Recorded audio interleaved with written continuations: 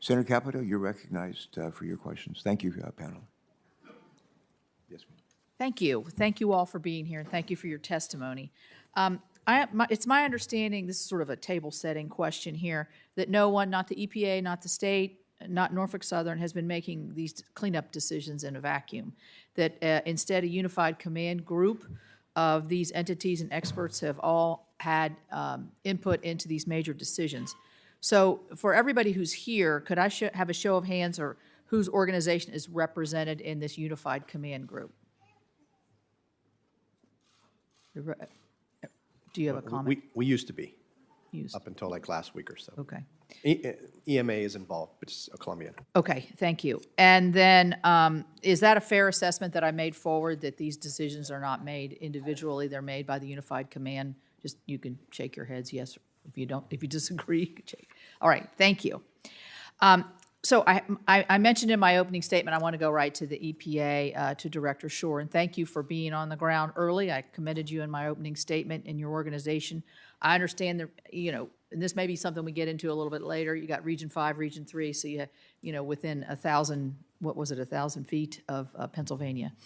I'm concerned now about something Senator Vance talked about, and this is the hazardous waste disposal that we're seeing right now. Apparently, there are piles and piles of it sitting there right now and not moving. And I understand that facilities in Michigan and Texas that received waste from East Palestine are some of the most qualified in the entire country. The U.S. Ecology Facility in Michigan, for instance, had already accepted 360 tons of soil and 3,000 gallons of liquid in full compliance with their permits.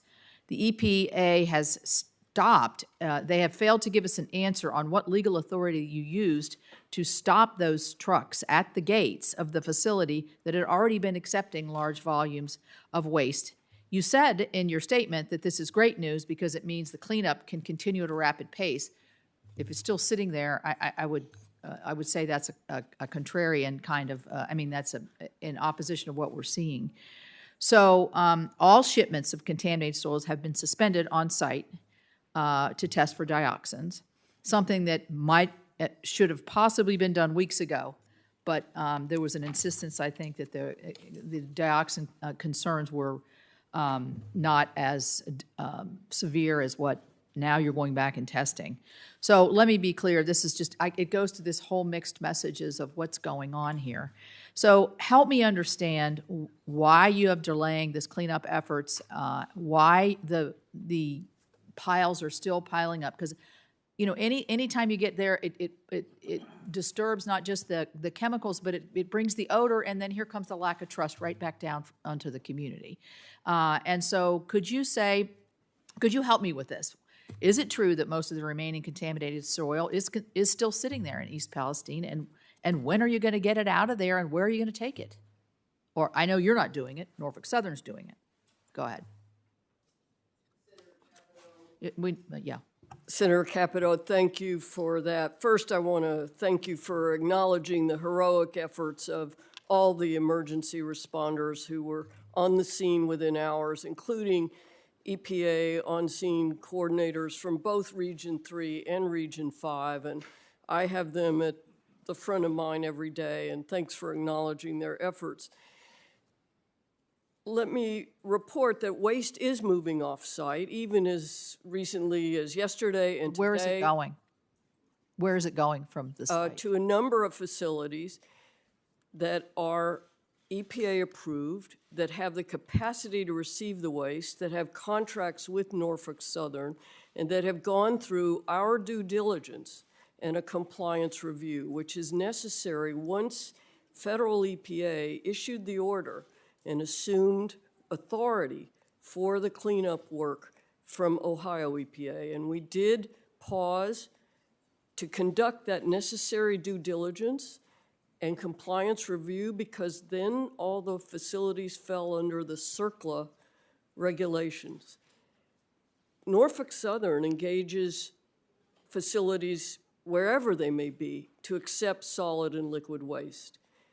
It's EPA's responsibility to ensure that the safeguards are in place for that waste in the loading, transport, and unloading, to make sure that they're compliant with our regulations and to make sure that they have the capacity to take the waste.